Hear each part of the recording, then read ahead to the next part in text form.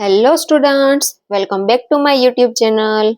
તો આજે આપણે ત્રીજું ચેપ્ટર જે છે માહિતીનું નિયમન, ડેટા હેન્ડલિંગ એના વિશે અભ્યાસ કરવાનો છે. તો સ્વાધ્યાય પોથી ગાલા સ્વાધ્યાય પોથી જે છે એ આપણે આજે સોલ્વ કરવાની છે.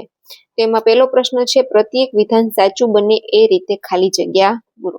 એમાં પેલું છે, મેળવેલા અવલોકનોના સમૂહને ખાલી જગ્યા કહેવાય. તેમાં જવાબ આવશે માહિતી. આપણને કોઈ પણ અવલોકન આપેલું હોય એ અવલોકનોનો સમૂહને શું કહેવાય? માહિતી. બરાબર.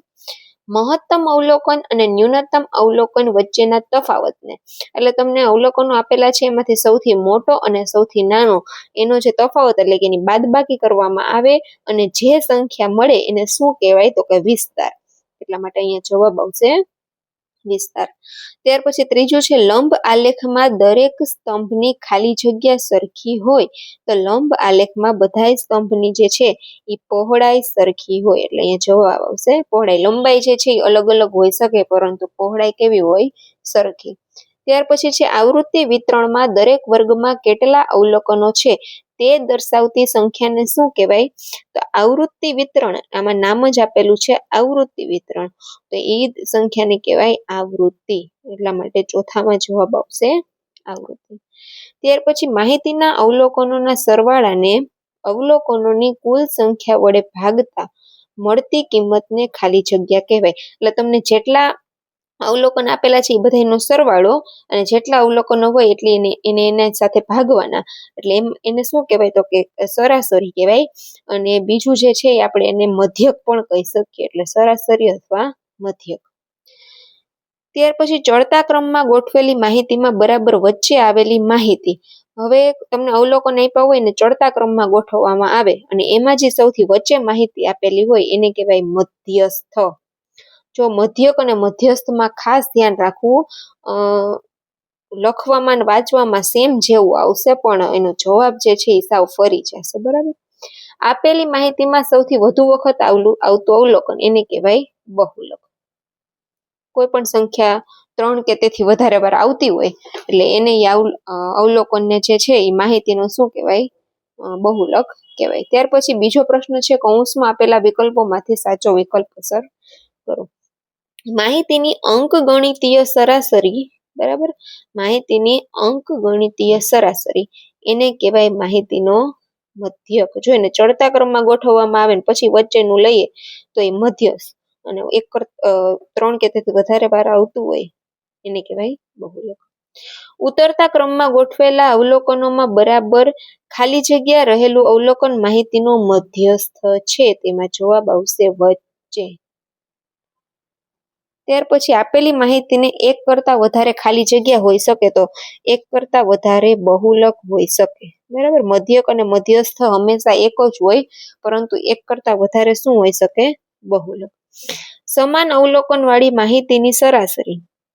માહિતીના દરેક અવલોકન ખાલી જગ્યા હોય, દરેક અવલોકન જેટલી અવલોકન કરતા મોટી કે અવલોકન કરતા નાની, તો માહિતીની સરાસરી છે એ દરેક અવલોકન જેટલી જ હોય. બરાબર. 11, 18, 3, 6, 4, 7, 5 માહિતીનો વિસ્તાર. વિસ્તાર કોને કહેવાય? કે સૌથી મોટું અવલોકન અને સૌથી નાના અવલોકન વચ્ચેનો તફાવત. સૌથી મોટું અવલોકન 18 છે અને સૌથી નાનું અવલોકન 3 છે, તો 15 માંથી 3 બાદ કરીએ એટલે જવાબ આવે 15. 18 માંથી 3 બાદ કરીએ એટલે જવાબ આવે 15. ત્યાર પછી 6, 21, 19, 2, 9, 17 અને 12 એનો મધ્યસ્થ. તો મધ્યસ્થ કરવા માટે પહેલા આપણે એને ચડતા ક્રમમાં ગોઠવીએ એટલે શું આવે? પહેલા 2 આવે, પછી 6 આવશે, પછી 9 આવશે, પછી 12 આવશે, પછી 17 આવશે, પછી 19 આવશે અને પછી 21 આવશે. હવે એની આમાં બધાયથી વચ્ચેનું અવલોકન કયું છે? તો કે 12, એટલે એનો મધ્યસ્થ આવશે 12. ત્યાર પછી આનો મધ્યક ગોતવાનો છે એટલે આ બધાનો સરવાળો અને એને ભાગ્યા 5, એટલે એમાં જવાબ આવશે તમને 9, કેમ કે 5 અવલોકન છે એટલે. આનો બહુલક એટલે વધારે વાર આવતું હોય તો 8 જોવામાં 3 વાર આવે છે એટલે આમાં જવાબ આવશે 8. 10 અવલોકનનો મધ્યક 4.5 છે તો બધા અવલોકનનો સરવાળો કેટલો થાય? 4.5 ગુણ્યા 10 એટલે જવાબ આવશે 45. ત્યાર પછી 5 અવલોકનનો સરવાળો 40 છે તો તેનો મધ્યક કેટલો હોય? તો 40 ભાગ્યા 5 એટલે 8, તમે જવાબ આવશે 8. ત્યાર પછી ત્રીજો પ્રશ્ન છે, સાચો વિકલ્પ પસંદ કરી અને આપણે શોધવાનું છે. પ્રથમ 10 પ્રાકૃતિક સંખ્યાઓની સરાસરી એટલે કે 1 થી 10 કેમ મળે? તો કે 1 + 2 + 3 + 4 + 5 + 6 + 7 + 8 + 9 + 10 એને ભાગ્યા 10 બરાબર. તો આ બધાનો સરવાળો આવશે 55 અને 55 ભાગ્યા 10 એટલે જવાબ આવે 5.5. ઓપ્શન આવશે એ. ત્યાર પછી અવલોકન 6, 8, 10, x અને 14 જુઓ. તમારે શું શોધવાનું? એમાં મધ્યક આપેલો છે બરાબર. તો મધ્યક બરાબર કેટલો આપેલો છે? 10. તો મધ્યક 10 છે. તો મધ્યકની જગ્યાએ 10 લખો. મધ્યક એટલે દરેક અવલોકનોનો સરવાળો 6, 8, 10, x, 14. જો 6, 8, 10, x, 14. કેટલા અવલોકન છે? 1, 2, 3, 4, 5 એટલે અહીંયા ભાગ્યા 5. 10 નો 5 નો અહીં 10 સાથે ગુણાકાર થાય એટલે 10 × 5 6 + 8 + 10 + x + 14. 10 5 50 બરાબર. 8 ને 6 14, 14 ને 14 28, 28 ને 10 38, 38 + x. તો x બરાબર શું થાય? 50 - 38 એટલે 12. અહીં ઓપ્શન આવશે સી. ત્યાર પછી પ્રથમ 7 પ્રાકૃતિક સંખ્યાનો મધ્યસ્થ. પ્રથમ મધ્યસ્થ કીધું પ્રથમ 7 એટલે 1, 2, 3, 4, 5, 6 ને 7 અને વચ્ચે આવતી હોય એવી સંખ્યા છે 4 એટલે મધ્યસ્થ આવશે 4. પ્રથમ 5 એકી પ્રાકૃતિક સંખ્યાની સરાસરી. એકી સંખ્યા પ્રથમ 5 એકી સંખ્યા જો એટલે 1, 3, 5, 7, 9 એને ભાગ્યા 5. 3 ને 4, 4 ને 5 9, 9 ને 9 18, 18 ને 7 કેટલા થાય? 25. 25 ભાગ્યા 5 એટલે જવાબ આવે 5. તો અહીંયા આવશે ઓપ્શન ડી. અહીંયા સી. પ્રથમ 4 બેકી સંખ્યાઓની સરાસરી. જો 4 બેકી સંખ્યા કીધી પ્રથમ 2, 4, 6, 8 છેદમાં આવશે 4 કેમ કે 4 સંખ્યા છે. 4 ને 2 6, 6 ને 6 12, 12 ને 8 20, 20 ના છેદમાં 4 એટલે 4 5 20 એટલે અહીંયા જવાબ આવશે 5. ઓપ્શન આવશે એ. 5 વિભાજ્ય પ્રાકૃતિક સંખ્યાઓની સરાસરી એટલે આમાં તમારે પેલી 5 વિભાજ્ય સંખ્યા લેવાની અને એની સરાસરી કરશો એટલે તમને જવાબ આવશે અહીંયા ઓપ્શન બી. ત્યાર પછી છે ખાલી જગ્યાએ મધ્યવર્તી સ્થિતિનું માપ નથી. સાતમું શું કીધું છે કે ખાલી જગ્યા એ મધ્યવર્તી સ્થિતિનું માપ નથી. એમાં જવાબ આવશે વિસ્તાર બરાબર. ત્યાર પછી 20, 12, 25, 18, 15 એનો મધ્યસ્થ બરાબર. તો પેલા આને ચડતા ક્રમમાં ગોઠવીએ તો 12, 15, 18, 20, 25 મધ્યસ્થ કયો થયો એનો? 18. ઓપ્શન આવશે સી. 1, 2, 3, 4, 5, 6 નો મધ્યસ્થ. આનો મધ્યસ્થ શું થશે? જો આ બે સંખ્યા વચ્ચે છે 3 અને 4 એટલે 3 + 4 ના છેદમાં 2, 4 ને 3 7, 7 ના છેદમાં 2 એટલે 3.5 એટલે જવાબ આવશે ડી. ત્યાર પછી ખરા ખોટા. કોઈ પણ માહિતીના મધ્યક, મધ્યસ્થ અને બહુલક સરખા ન હોઈ શકે. તો આમાં જવાબ આવશે ખોટું. સરખા હોઈ પણ શકે. માહિતીમાં 1 થી વધુ બહુલક હોઈ શકે તો એ સાચું છે. 1 થી વધારે હોય એને જ બહુલક કહેવાય. માહિતીનો મધ્યક એ માહિતીનું કોઈ અવલોકન જ હોય તો એમાં જવાબ આવશે ખોટું. અલગ સંખ્યા પણ મળી શકે. માહિતીનું બરાબર વચ્ચેનું અવલોકન એ મધ્યસ્થ છે. શું કીધું? માહિતીનું બરાબર વચ્ચેનું અવલોકન એ મધ્યસ્થ છે. પણ માહિતીને ચડતા ક્રમમાં ગોઠવીએ ને પછી એનું અવલોકન મળે એ મધ્યસ્થ છે. એટલે આમાં આવશે ખોટું. ત્યાર પછી છે માહિતીના સરવાળાને માહિતીની કુલ સંખ્યા વડે ભાગતા બહુલક મળે નહીં, મધ્યક મળે. એટલે અહીંયા આવશે ખોટું. કોઈ પણ માહિતીને 2 કે તેથી વધારે મધ્યસ્થ હોય એમાં પણ જવાબ આવશે ખોટું. પહેલી 7 પ્રાકૃતિક સંખ્યાનો મધ્યક 4 છે. પહેલી 7 પ્રાકૃતિક સંખ્યા એટલે 1 થી 7 બરાબર. હવે 1 થી 7 નો તમે સરવાળો કરો એટલે તમને જવાબ મળે 28 અને 28 ભાગ્યા 7 કરશો એટલે 7 4 28. તો આ વાત સાચી છે. આમાં આવશે 4. માહિતીનો મધ્યક બધા અવલોકનથી મોટો હોઈ શકે એમાં જવાબ આવશે ખોટું. માહિતીને 1 થી વધારે મધ્યક હોઈ શકે એમાં પણ આવશે ખોટું. માત્ર 1 થી વધારે બહુલક હોય, મધ્યક હોય નહીં.